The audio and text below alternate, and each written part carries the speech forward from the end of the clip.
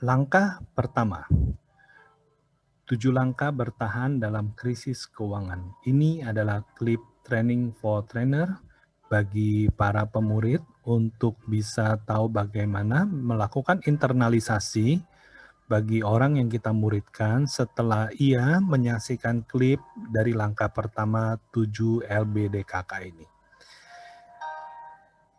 Jadi langkah pertama ini punya tujuan adalah supaya orang yang kita muridkan harus bisa menyadari realita, jujur pada Allah dan diri sendiri, seperti yang ditayangkan dalam klip ini. Kemudian, yang menjadi kebenaran utama yang perlu kita perhatikan adalah orang yang kita muridkan, mereka itu harus memiliki sikap hati yang mengutamakan hal yang terutama di mata Allah. Jadi, mereka ini kita doakan supaya mereka benar-benar memahami bahwa tidak selamanya yang terutama bagi mereka itu adalah yang terutama di mata Allah. Kemudian inilah momen yang menentukan yang kita harapkan akan dialami oleh orang yang kita muridkan melalui langkah pertama ini, yaitu memiliki hati yang hancur di hadapan Allah. Ini sangat menentukan, momen ini sangat menentukan. Kenapa? Karena kesadaran inilah yang sebenarnya harus dimiliki. Pada saat mereka menyaksikan klip ini, mereka ini harus memiliki kesadaran bahwa kehancuran dan remuk hati karena jiwa takluk kepada Allah. Istilahnya sudah hopeless dan mereka benar-benar harus dipastikan harapan mereka hanya pada Allah untuk bisa keluar dari krisis keuangan karena hutang. Mengapa? Untuk bisa menyadari bahwa hanya Allah satu-satunya pengharapan, sumber dan andalan untuk dia bisa tetap bertahan dalam semua kesukaran ini. Ini yang perlu kita doakan, supaya orang yang kita muridkan itu punya kesadaran seperti orang yang baru bangun. Kita berharap orang yang kita muridkan memiliki kesadaran ini. Dan hasil yang akan diperoleh kalau orang yang kita muridkan ini memiliki kesadaran itu dan punya momen hati yang hancur di hadapan Allah, kita boleh berharap bahwa dia akan mendapatkan jiwa yang tenang dan mata hati yang terang. Yang kedua, kita punya pengharapan ia beroleh anugerah untuk bisa mengevaluasi keadaannya yang begitu kacau, begitu terjepit itu dengan cara yang jernih. Dan juga yang ketiga, kita bisa berharap dia itu menjadi tidak panik dan gegabah dalam mengambil keputusan.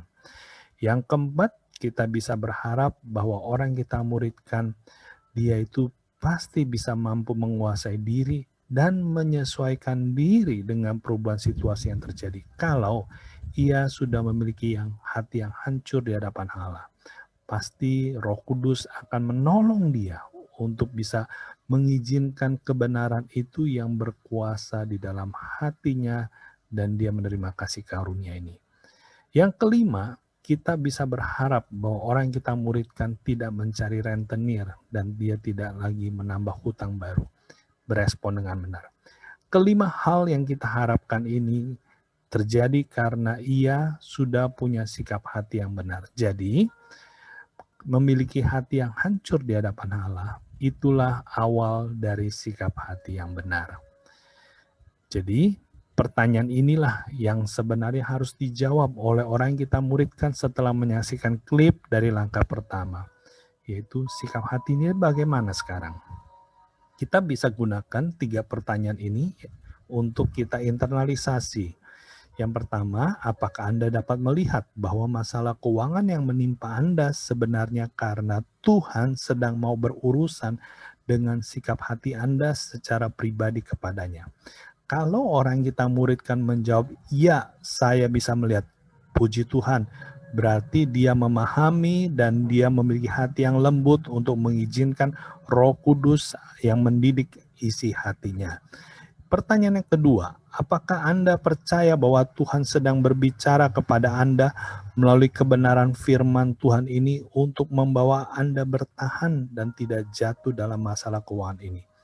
Kalau dia jawab ya, puji Tuhan. Tapi kalau dia jawab tidak, seperti juga pertanyaan yang nomor 1, kalau dia jawab tidak, artinya ada bagian dari kita untuk kita berdoa lagi. Kita harus peka dengan pimpinan Roh Kudus untuk kita tahu apa yang terjadi. Kita bisa ceritakan kesaksian hidup kita. Bagaimana Tuhan satu-satunya pribadi yang bisa diandalkan dan dia sanggup berbicara, membimbing kita termasuk masalah keuangan. Kemudian pertanyaan ketiga yang kita perlu diskusikan dengan orang yang kita muridkan adalah apakah Anda saat ini telah memiliki tekad bulat untuk melakukan apa saja yang Tuhan katakan kepada diri Anda, termasuk mengubah cara pandang dan gaya hidup? Pertanyaan ini penting, supaya inilah menjadi titik awal apakah dia siap untuk membenahi dirinya sesuai dengan kehendak Tuhan. Kalau dia ragu-ragu dan dia menyatakan belum bisa punya tekad yang bulat, kita ingatkan dia tentang kebenaran menjadikan Yesus sebagai Tuhan. Ingatkan dia bahwa kita adalah murid Kristus. Kita sudah ditebus. Kita hanya bisa mengalami kasih karunia kalau kita hidup sesuai dengan apa yang Tuhan mau. Kalau kita menjadi murid Kristus, yaitu menyangkal diri dan pikul salib, artinya kita siap melakukan apa saja yang Tuhan mau. Sekalipun harus mengorbankan kenyamanan, keinginan, cita-cita, dan ambisi kita. Kalau kita punya kesaksian pribadi, ini sangat bagus dan sangat mendukung. Jadi ini adalah langkah pertama, adalah langkah awal supaya kita bisa pastikan apakah orang yang kita muridkan itu bisa melangkah ke langkah berikutnya. Tuhan Yesus memberkati.